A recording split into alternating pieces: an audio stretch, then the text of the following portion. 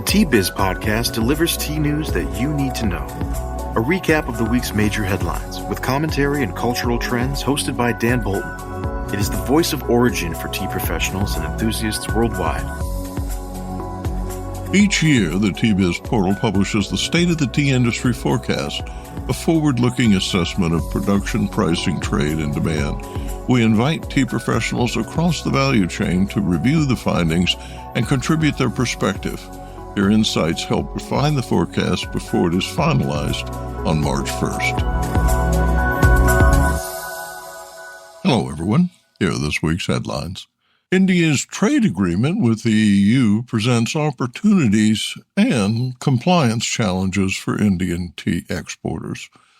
Container reliability replaces price as the real risk.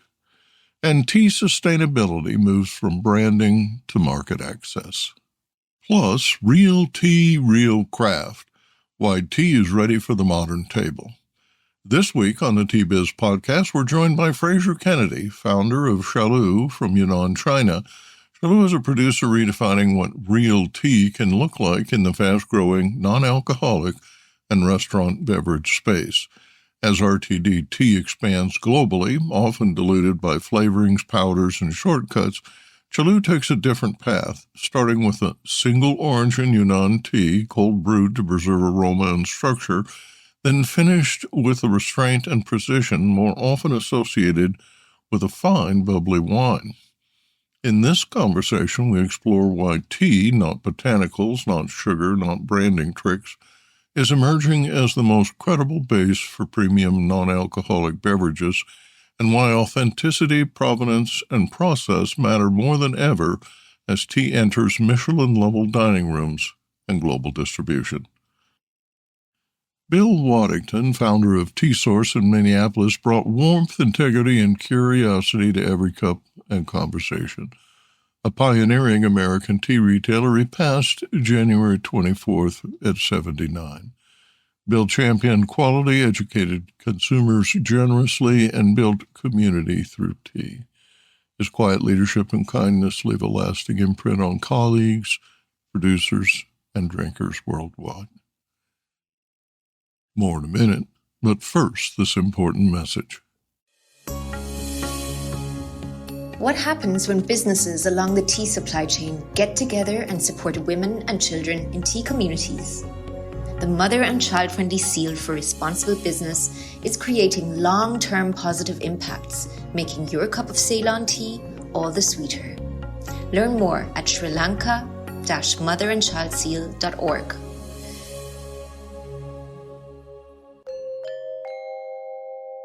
The recently concluded EU-India trade agreement marks a significant development for Indian tea exporters, opening meaningful new export avenues, especially in branded and value-added formats. However, the extent of the industry's benefits will be determined by its ability to meet demanding compliance requirements, including standards for quality, safety, traceability, and sustainability. The EU-India trade agreement has been in negotiation for over a decade. Formal discussions began in 2007, but progress stalled for several years due to disagreements about market access and regulatory standards. Talks were formally relaunched in 2022 as both parties sought to strengthen economic ties in a globally fragmented trade landscape. The final framework represents compromise. India gains improved access for labor-intensive exports, while the EU secures regulatory alignment, sustainability commitments, and traceability throughout supply chains. Indian tea is expected to receive preferential access to the European Union, enhancing its competitiveness against other origins and potentially increasing demand for Assam, Darjeeling, and value-added teas. Indian political leaders have highlighted these advantages, presenting the agreement as a breakthrough for agricultural exports. Tea's opportunity should be viewed within the broader EU-India trade relationship. The European Union is India's largest trading partner, with two-way trade in goods exceeding 120 billion euros annually, along with significant services and investment flows. Tea forms a small but symbolically important component of this relationship, especially as an agricultural product linked to its region of origin and its labor-intensive production.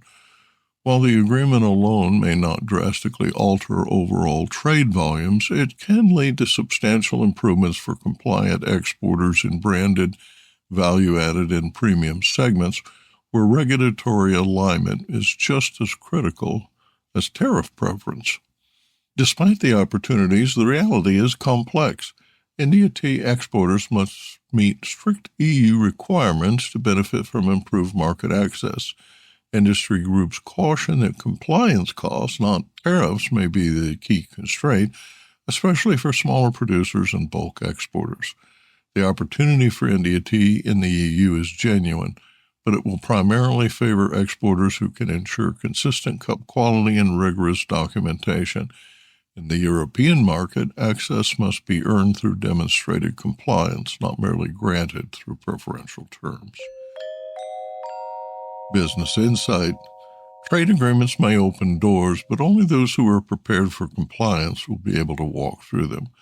For Indian tea, success in the EU market will reward exporters who view compliance as fundamental infrastructure rather than mere paperwork. Container rates are easing. Global freight indices, including benchmarks from Drewry, show continued softening into February, but exporters know the truth behind the headline. Cheaper freight does not mean easier shipping. While headline indices have softened, tea-specific reporting tells a more constrained story. Falling rates counterintuitively now signal higher downstream risk. In East Africa, the East African Tea Trade Association reports ongoing shipment delays linked to vessel bunching at Mombasa, noting that exporters continue to experience rolled bookings and extended dwell times despite stable freight quotations. For tea exporters working on auction-to-shipment timelines, this has resulted in missed sailings immediately after sale dates, forcing inventory carry and, in some cases, deferring blending programs for overseas buyers. In India, logistics friction has re-emerged in trade discussions linked to the Tea Board of India. Exporter notes cite inconsistent vessel availability out of Kolkata and Nava Shiva during peak weeks, creating uncertainty for contract execution rather than cost escalation, particularly for EU-bound consignments. European ports show a similar pattern. Updates from the Port of Antwerp confirm weather-related productivity losses and localized congestion, even as overall throughput remains high. Containers arriving broadly on time still face terminal-level delays and disrupted trucking and warehouse intake, an issue invisible in global indices.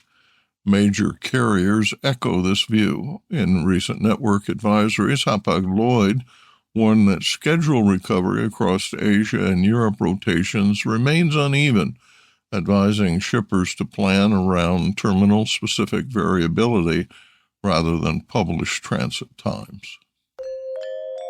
Business insight. The core challenge in the tea trade has shifted. It is no longer about finding the best price, but about guaranteeing execution. While freight costs may appear lower, the deciding factor for commercial success is now predictability, not expense. Freight is no longer merely a cost issue, it has become a confidence issue. The successful exporters will be those who consistently deliver reliability, not those who merely pursue the cheapest rates. In the modern tea market, predictable logistics have become a crucial competitive advantage. Sustainability expectations are crossing a threshold. What was once a branding exercise is now a gatekeeping mechanism. Buyers, particularly in Europe, are no longer asking whether suppliers have sustainability stories. They are asking whether they have systems, traceability, emissions reporting, energy transparency, and credible documentation. Buyers now ask, can you document your traceability? Can you report emissions and energy use? Can you produce audit-ready data consistently, shipment after shipment? This shift is at the core of Trend 9 on sustainability in the Tea Journey State of the Industry report, now live. The report shows sustainability moving from differentiation to baseline eligibility, particularly in premium and regulated markets like the EU. The consequences are uneven. Large exporters and organized producer groups can absorb audit costs, data systems, and compliance staff. Smaller producers and independent factories often cannot, unless those costs are shared or supported by buyers, exporters, or intermediaries. And that's where the risk lies. Sustainability, in practice, is increasingly being used as a proxy for procurement risk management. It signals governance, reliability, and long-term security. But when compliance is treated as an unfunded mandate, it quietly transfers costs upstream without guaranteeing commercial reward. This isn't about whether sustainability standards are good or bad. It's about how they are being implemented, who pays, and who gets left out. Business insight. Sustainability is no longer a differentiator, it's a filter. Exporters who treat it as marketing will fall behind those who treat it as infrastructure.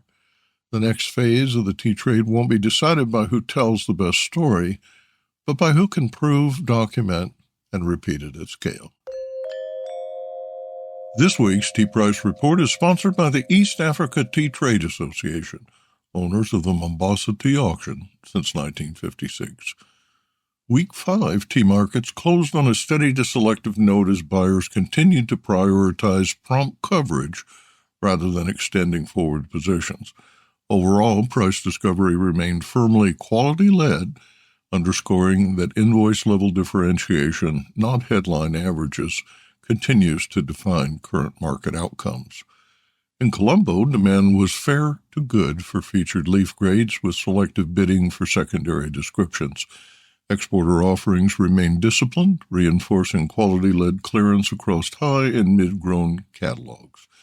Prices averaged $3.15 a kilo in Week 5, down from $3.17 a kilo in Week 4.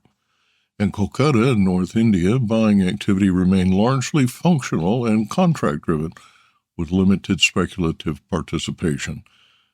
Asian CTC liquidity grades continued to anchor price discovery, while plainer teas saw softer realization. Prices averaged $2.02 per kilo in Week 5, down from USD $2.06 per kilo in Week 4. In Mombasa, buyer participation remained broad, with competition intensifying for quality invoices. Large volumes cleared with extra intra-wide dispersion, reflecting selective bidding rather than generalized strength. Prices averaged $2.21 per kilo in Week 5, up from $2.17 per kilo in Week 4. Indonesia auction activity remained secondary to direct sales, with selective interest in specialty and improvement lots. Pricing reflected cautious, contract-led demand rather than spot-driven buying behavior. Prices averaged $1.18 per kilo in Week 5, down from $1.24 per kilo in Week 4. Visit www.teajourney.com and select Tea Price Report for a detailed regional breakdown, 6-month trade signals, and near-term outlook, Q1 pricing dynamics. That's the Tea Biz Tea Price Report for Week 5, ending 30 January 2026. And now, a word from this week's sponsor. Hello, I'm Bogdan, a passionate tea drinker and the inventor of the ultimate tea machine, the NEWSMAKER 1. Preparation is key to making fine tea. Sequential steepings deliver the best taste possible and unlock the true value of whole leaf teas and botanicals. Brew automates that process without using any pots or capsules. This simple-to-operate, smartphone-controlled device stores steeping profiles to consistently make great tea at the push of a button. Brew also reduces time, waste, and energy. That's because I engineered the brew to remember control settings for temperature, brewing time, and quantity. Using my patented process lets you stack steeps simply and conveniently. In this spotlight conversation, Fraser Kennedy shares the story behind Chalu, a Yunnan-based tea brand built on a simple yet demanding principle: let the tea speak. From cold brewing single-origin teas to layering structure with local Yunnan oak, natural carbonation, and minimal intervention, Kennedy explains how Chalu was designed not as a flavored beverage, but as a tea-forward alternative to wine, crafted for restaurants navigating the global shift towards low and no alcohol menus. Grounded in Yunnan's geography, history, and the ancient tea road itself, this discussion connects innovation with restraint, showing how respect for origin, process, and flavor can create a new drinking occasion without compromising what makes tea, tea.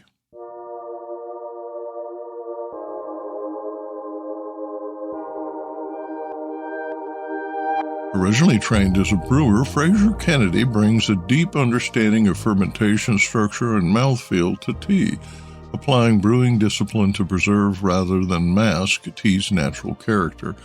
After relocating to Yunnan in the early 2010s, he immersed himself in the region's tea landscapes and traditions, developing a mission to share Yunnan's flavor with the world. Chalu, named for the ancient tea road, cold-brewed single-origin tea sourced directly from producers, finishing them with minimal, locally rooted elements to create a structured, wine-adjacent tea experience suitable for Michelin-level tables. Kennedy's work sits at the intersection of tea tradition and contemporary beverage innovation, reflecting a broader shift towards authenticity, provenance, and tea-first thinking in global RTD and hospitality markets. Today on the Tea Biz Podcast, we're with Fraser Kennedy in Yunnan, China. He's talking about Chalu, an elegantly bottled non-alcoholic RTD brand showcasing Trend 8 from our State of the Tea Industry series, Real Tea in RTD. Welcome to the program, Fraser. Hey, Dan. Thank you so much for having me on the podcast today. Really excited to be here and chat with you about all things tea.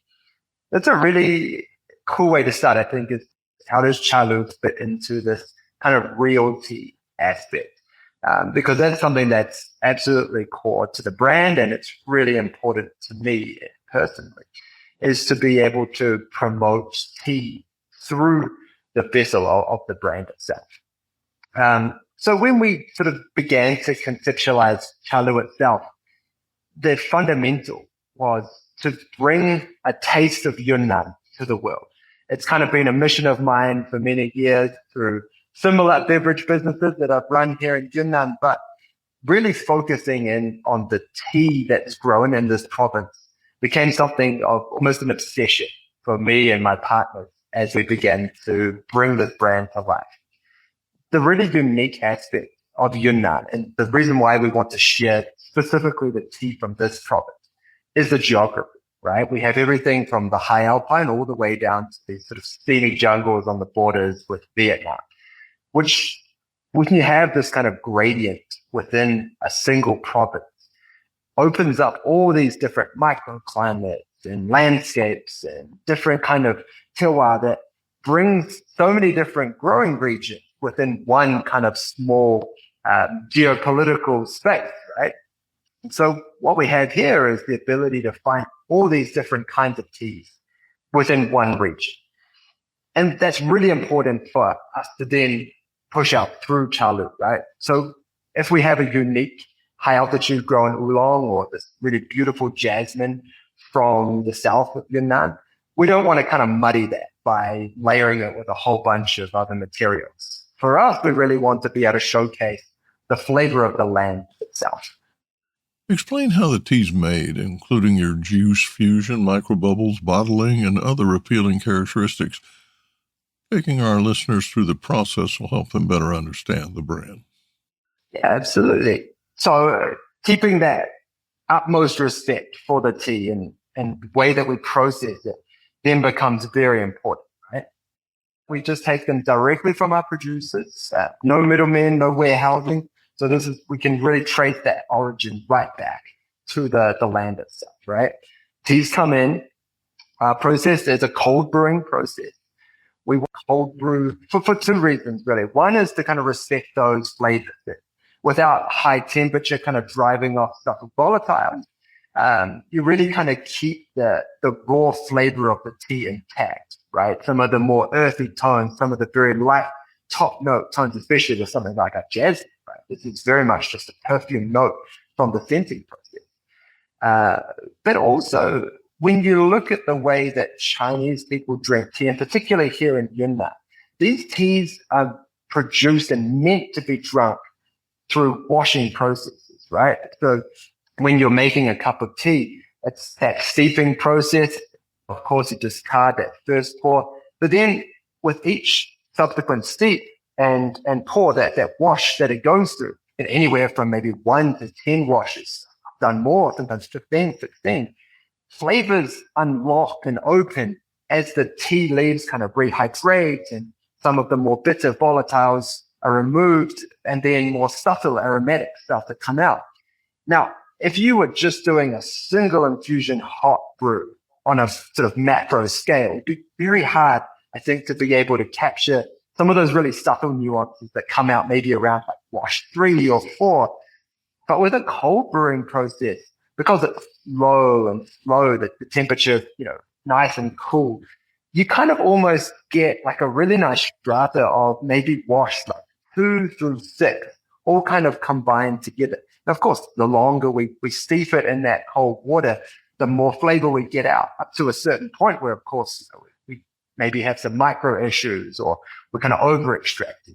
But we can sort of manipulate that time scale to mimic some of these beautiful nuances that you would otherwise miss with this like single hot, hard and fast kind of process. Then after we've finished our cold brewing, sort of a unique aspect for us is just a balance with a little touch of oak. The reason why we wanted to bring that in is it's very Yunnan in its characteristic. This is a Mongolian oak, inherent to the region that grows wild in the mountains around Dali. And the oak is then harvested and it's toasted. It's actually used primarily in this region for winemakers who want to add like a little bit of a local flavor. For us, we use that to balance the characteristics of the tea itself. This is about kind of enriching tannin profile. In the case of our oolong, building a little bit more kind of smokiness in the background, some of those roasted aromas. Even with our jasmine, a tiny little touch, sort of, it's like a little pinch of black pepper on the top of your pasta. It just brings out a little bit sort of energy that was kind of missing from the tea. Because it's just that simple cold brew, we need to enrich it to make it more of that sort of structured beverage, right? Okay, then you mentioned about the juice as well. A little bit of a controversial is that we do add a touch of grape juice to our chalu as well. This is grapes that are grown in Yunnan, so stay with that whole local terroir kind of fundamental. The grapes are a muscat varietal, predominantly grown actually for table grapes for eating, but the aroma is absolutely on point. These are really like punchy aromatics with a really soft, subtle sweetness. We only use a little touch. This is kind of the, for lack of a better descriptor, a dash of soy sauce on your dumplings, right? Like this is just to give a little bit more kind of depth, layers to it. The reason why we do that is it kind of holds together the structure overall for the tea. You have your polyphenols being extracted from the tea, from the oak. There's a certain amount of proteins that are coming out of those teas as well. The juice sort of binds it all together, builds body to it, right? Otherwise, you'd sort of be lacking something of a mouthfeel. And when we move into our final stage with the carbonation, if it's not fully kind of enrobed together, you would fall flat. And, our ultimate goal here is obviously to respect that tea, but to create something that has its place at a Michelin star table, right? It can be poured in place of champagne or another sparkling wine. And therefore, it's important for us to build this, from the ground up with all the fundamental building blocks of a really amazing beverage. For me, this draws a lot on my previous career, which was as a brewer. I was a beer brewer. Now I'm a tea brewer. But for our beer brewing fundamentals was all about building the body to the liquid. And that's really where I think I take a lot of my cues with that process. So Post-blending, then we go ahead, fill them. As you know, you'll see a lot of teas on the market, finished beverages that will have a lot of haze. For us, we did want to go for quite a nice, clear, visually attractive liquid. We have a clear glass bottle, and it was important for us. It just looks absolutely stunning, just, super sexy when it's sitting on a bar or on your table. After the filtration, carbonation, we force carbonate using CO2, just pressurizing our tanks. And we carbonate as high as we can on our equipment, both for our tanks and then for our filling equipment. Take it up to nearly 10 grams per liter. So you're kind of moving into very much sparkling wine category, to the territory of that really fine bubble. Again, because we've spent all that time sort of working on the structure and the body of the liquid, we're able to really encapsulate those bubbles with basically the surface tension of the liquid, creating smaller, finer bubbles that will last longer and have a more kind of sensory, you could say like a bit of sensory perception in your mouth when you drink it, right? It's not like those big sort of chunky bubbles you have in a soda. These are really that kind of more elegant, small, soft bubbles that you'll have in a sparkling wine. We package in a 750 ml cork and cage, and then it's off for labeling and off to the world from there. We do pasteurize after we pack. We do a very low temperature pasteurization. The reason why we do this, of course, it's going out globally, and we want to make sure that it's not going to kick off any sort of spontaneous fermentation. It does have a shelf life to it of 2 years, but we also didn't want to add any preservatives. In my mind, pasteurization was the lesser of two evils. If we went down like the sulfites route, it would absolutely destroy the flavors. At least with a low temp pasteurization, you still have minimal thermal impact on the product. It's just able to keep that longer shelf life for a global market. Describe the market for bottled tea in fine dining, specifically sparkling RTD, aligned with the low and no alcohol trend. You're a young company already with distribution in respected restaurants in Asia and Europe. We're in a really interesting time right now. My background in booze, right? And as a brewer, especially in the craft brewing scene, man, we thought we were unstoppable. We thought that beer was going to rule the world forever and ever.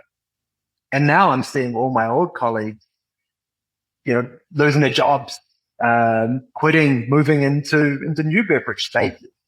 And personally, this was a huge catalyst for us to make the pivot. Actually, our company was founded as a distilling company.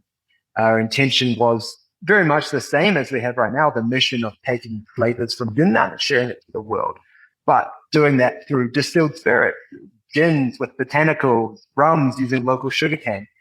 But it was really at the end of 2024 that this kind of big shift happened. I know it's sort of been happening maybe in the West for some time, but this was very much like a post-COVID 90-degree turn for the market here in China. And we lost our distributor, our main distributor, who had been with us for years, taking all of our gins. They went bankrupt. We were trying to open up new markets in Hong Kong, Singapore, Korea. Nobody wanted to talk. They were like, no, now's not a good time to be taking on another spirit brand.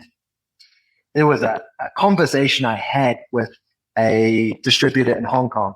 She was like, look, I'm slashing my spirits portfolio. I'm cutting that down by 70%, and I'm going to increase my non-alcoholics by 50%. Come back to me if you have anything that could fit into that space.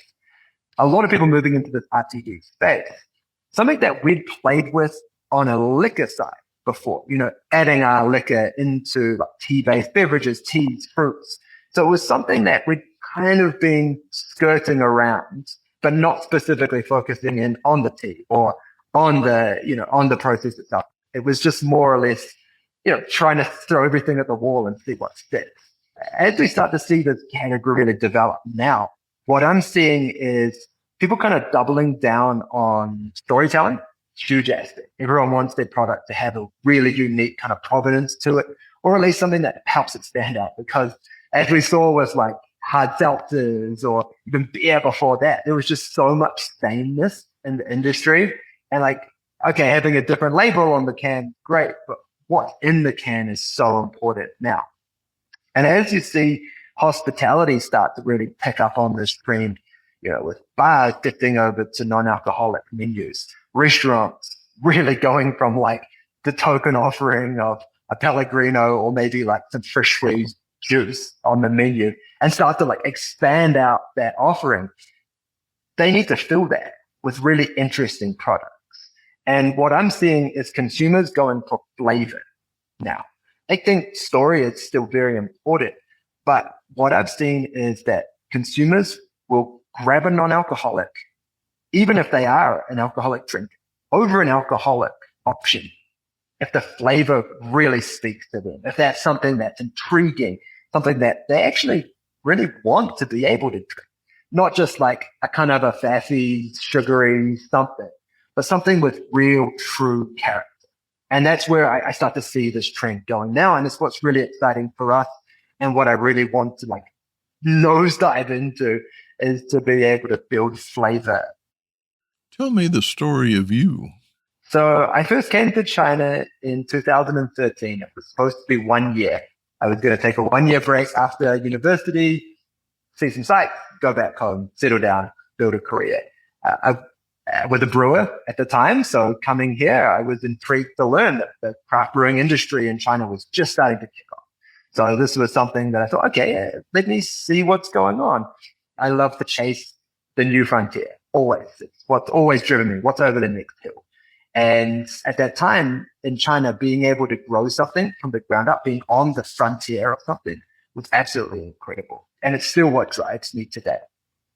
But everything sort of changes, and the industry in Shanghai that I was involved in never really kind of came to fruition, not the way I thought, not the way many other people thought.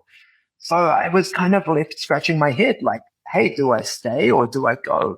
And the stay was very limited. It was like a handful of companies that I could kind of maybe be part of something, but not quite in the capacity I was hoping. Go was very attractive, lots of very cool things happening in the States, Europe, but ultimately it was a quick trip down to Yunnan. Just on a whim, a friend invited me down, spent a weekend with him and his family. I was actually filming for a beer project, but got off track and just sort of started exploring, going hiking with him, really learning about Tibetan culture and sort of Yunnan in general. That really inspired me to look towards Yunnan as my new frontier. And Yunnan was just starting to open up, but in terms of like really growing and developing as a province. Yunnan is in the southwest of China. It borders Myanmar, Vietnam, Thailand. It's very small and kind of out of the way. And for a long time, it was poverty struck and had kind of like this beautiful, untouched nature, but like kind of so far removed from the big cities that there was not really a lot of development going on. So I came back to Shanghai. I talked to my wife. I said, hey, what do you think if we moved to Yunnan and jumped on this growth, jumped into this new frontier and, being pioneers literally on the border of China, right? My wife's from Shanghai, right? Big city girl. But I said, okay, just take a trip. We'll come down. We'll go for another hike with my friend. We'll go explore some mountains and see if it vibes or not. We did it. She loved it. We packed our bags and we moved down a month later and just didn't look back. The mission statement I have now about taking a taste of Yunnan and sharing it to the world was very much in its infancy at that point. I just came here with kind of a blind faith that I'd figure out as I went along, right? And we did. We just started experimenting. R&D has always been my strong suit. As a brewer, that was my favorite part to work on. I really developed a lot of cool things my time at Goose Island, and being able to do this with botanicals that I didn't even know existed until yesterday, right? Going down to a market and picking up Buddha's hand for the first time, being like, what is this? Herbs, spices, tea. It was all here. And it was all just so ingrained in local culture that food, any meal was an inspiration. We began to create, first of all, the spirits brand. And then through those changes in market, I was kind of left scratching my head like, If I want to continue this mission that I've now developed about taking a taste of Yunnan to the world, what would that look like as a non-alcoholic? And we played with tea. Yunnan is the home of tea for China through oral history, beliefs to going back over a millennia, right?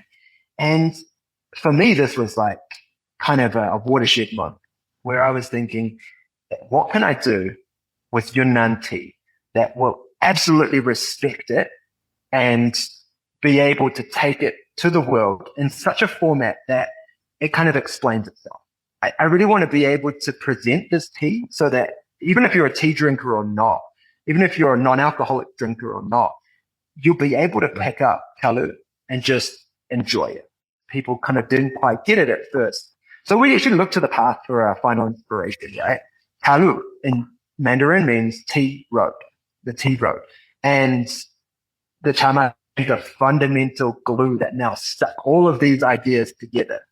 We're not reinventing anything here. We're not even doing anything new. We're simply following in those footsteps of those ancient pioneers of the Lagos who took their mules through this very town that I'm in right now, traveling with Yunnan tea from east to west. All we've simply done is just put it into a format for the modern table, and the same story, the same tea, just in this beautiful, elegant package. And I hope to be able to share that with everyone in the entire world. When you look 5 years ahead, why are you optimistic about where tea is headed? I think tea is having a bit of a moment right now, right? It's really awesome time to be in. I don't think I had this laser focus on being part of the tea world so much as just trying to innovate that amazing non-alcoholic beverage. But now that I'm in the tea world, and I'm so glad I am, dude, like it really reminds me of my early days being a brewer, that kind of community of people. I'm just so to be part of this community. I'm seeing more, and we're coming back to the innovation, is the incredible developments that we are now being able to produce, both through technology, using climate change to our advantage, and just being able to give people a little bit like your mentor, kind of that thirst for knowledge, right? Being able to satisfy that thirst for knowledge. So Providence is massive. Hey, I'm seeing producers making teas in Portugal now. Dude, this is crazy, right? People were doing black matcha to kind of get past the fake matcha skepticism or the lack of supply of genuine matcha. Even coffee leaf oolong. You know, this is one thing I came across the other day. Just some guys packed a bunch of coffee leaves, put them through a post-harvest process of making oolong tea, you know, fermentation, oxidation, and then roasting it, posting it to get the flavors just right. This is really cool. This is what makes me excited to be doing what I'm doing right now. We still want to be able to make sure that we keep it, you know, tea for tea's sake. But as long as the innovations are done in a positive way with the consumer's kind of preference for learning more and understanding more about tea and really going back to that idea of giving them an incredible flavor, then I think we're on a good track, and I'm just really excited to be on this track with all the other producers at the moment.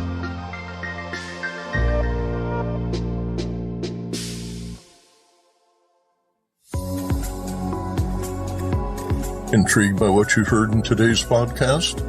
Would you like to learn more from our global network of Tea Biz journalists and tea experts? Remember to visit the Tea Biz website for more comprehensive coverage. That's www.tea-biz.com. Thanks for listening. Farewell till next week.